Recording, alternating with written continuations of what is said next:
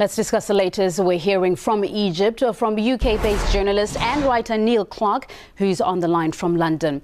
Mr. Clark, this meeting between the judges and the president, how can it help resolve the crisis, and will it help? Well, I think we've got to look a bit beyond this so-called crisis, this constitutional crisis, to understand what is the real problem here in Egypt. Of course, there are widespread concerns among the public about what Morsi's done in the last few days. Claims that he's the new pharaoh, etc. And that's not what the people in their hundreds of thousands took to the streets for in 2011, was to have a new dictator. But the underlying cause, I think, are economic factors. And the fact is, people voted for Morsi because they thought he'd bring changes in. In fact, the economy's got worse. 1 in 4 young Egyptians are out of work. Poverty is on the rise.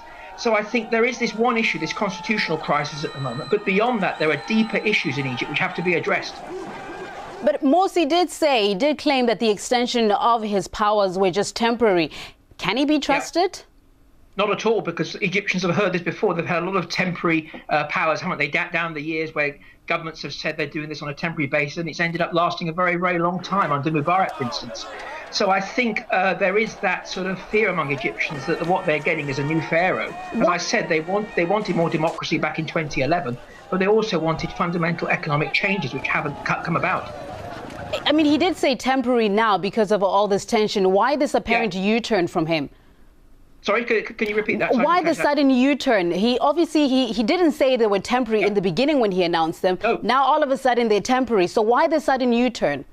Well, I think what happened last week, Tabby, was that the sort of words of praise he got from the US about his sort of peace brokering in Gaza went to his head. He thought he was in a very strong position, and he thought, he was praised for his role in bringing to an end the hostilities in Gaza. And so he thought that would be a good time to announce this, but it's all backfired, and I think it's taken him by surprise just how much opposition there is to his announcement. So he now realised he's got to back down.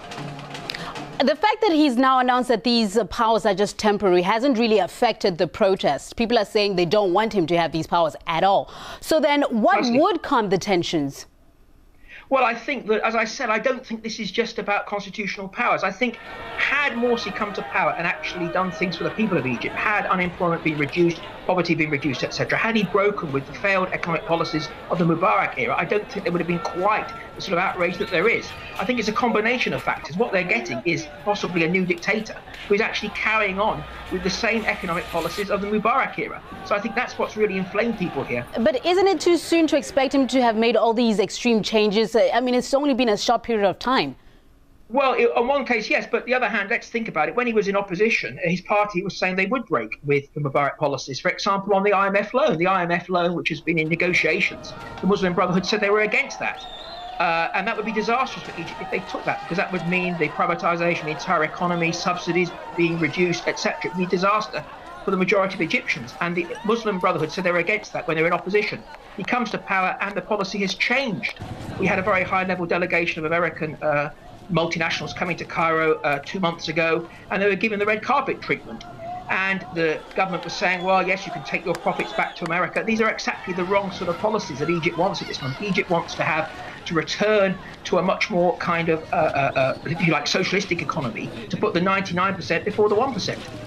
Let's talk about the opposition. How strong is this the president's opponent at this point? And is the opposition really capable of inflicting any political damage now? Well, the problem is here, Tabby, is the opposition is very divided between genuine progressives, socialist forces, Nasserite forces, if you like, and the Mubaraks, the sort of remnants of the Mubarak regime. And they may agree that what Morsi's done is wrong, but have they got a credible program that they can put together? As I've said, I think Egypt needs a new economic model. It needs to break with the policies of the past, the privatization policies, the pro-Western capital policies, etc., and to adopt a new economic path. But you're not going to get probably agreement on that between the opposition forces. And unless these economic issues are addressed, we're going to get more and more people out on the streets. Because, as I said, when you've got no job, when you've got no food on the table, you're going to get angry. You're going to take to the streets. And so, we'll go from one crisis to another until the economic position changes. Let's look ahead here. What could the international consequences of these events be? Well, we're already hearing from America that the more sort of hardcore neocons like John McCain saying that the US should cut its aid to Egypt unless Morsi backs down. If you like, I think the US is sort of divided. On the one hand, There are members of the US elite who would prefer the Mubarak forces back in power. But on the other hand, they're saying Morsi hasn't done too much wrong from their point of view anyway. And I think that, that Morsi has got a difficult job because, of course, his country is heavily dependent on US aid. And the US is not going to carry on giving that aid if they change economic course. And yet I think that's what he's got to do if the underlying problems are to be addressed. So I think some kind of moving away from the US has to happen. Do you think that the people are saying, we brought you into power, but you're not listening to us now? So we might actually get you out of power if we wanted to. That's the message. And I think Morsi's made a big mistake. He may have thought that basically people were anti-Mubarak and Mubarak's gone, and therefore he'll have a bit of leeway. But no, the underlying problems, the corruption, the policies of Mubarak, that people want a clean break with these policies. They wanted radical change, not cosmetic change, not merely a change of leader at the top, but carrying on with the same economic policies, the same social policies, etc. They wanted a real radical change. They're not getting that.